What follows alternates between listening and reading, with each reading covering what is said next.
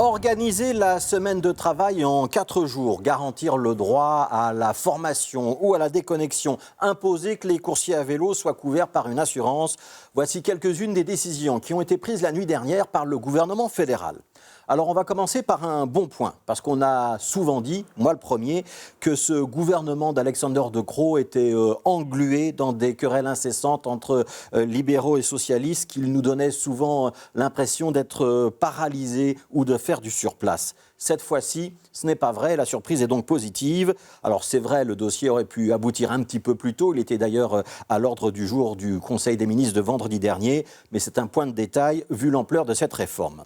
En Belgique, il y a 4 millions de salariés. C'est 4 fois plus que le nombre d'indépendants.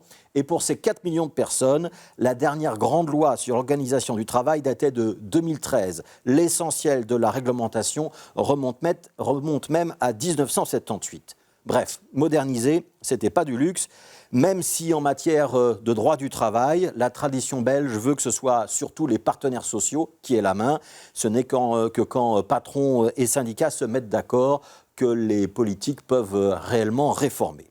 Alors avec cet accord, il sera désormais possible de prester sa semaine de travail en 4 jours à la place de 5. Attention, la durée hebdomadaire de travail ne change pas, à la différence de la France, 38 heures, 40 heures si c'est compensé par des journées de repos supplémentaires. Pour les prester en 4 jours à la place de 5 demain, il faudra que cela se fasse à la demande du salarié, demande par écrit qui sera valable pour une durée de 6 mois qu'on devra donc renouveler si on souhaite continuer à être dans une semaine de 4 jours. L'entreprise pourra s'y opposer, mais elle devra expliquer pourquoi. Alors depuis ce matin, vous entendez sûrement des opinions pour ou contre cette réforme et vous avez peut-être vous-même, si vous êtes salarié, un avis. L'important sera dans le caractère volontaire de la démarche. Et c'est d'ailleurs la même chose pour la mesure qui concerne le travail de soirée, puisqu'il sera désormais possible, à titre expérimental, de travailler entre 20h et minuit, sur base volontaire, donc là aussi, et avec l'accord d'un syndicat de l'entreprise.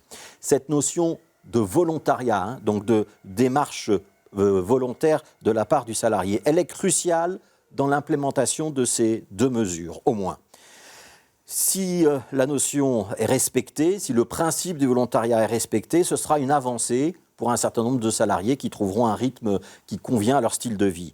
Si les nouveaux horaires, en revanche, sont imposés, ce sera un recul en termes de vie sociale et familiale. L'appréciation que peut porter sur cet accord de la nuit dernière va donc se jouer essentiellement sur ce point précis. Et en l'occurrence, pour les premiers concernés, ce ne sera pas un point de détail.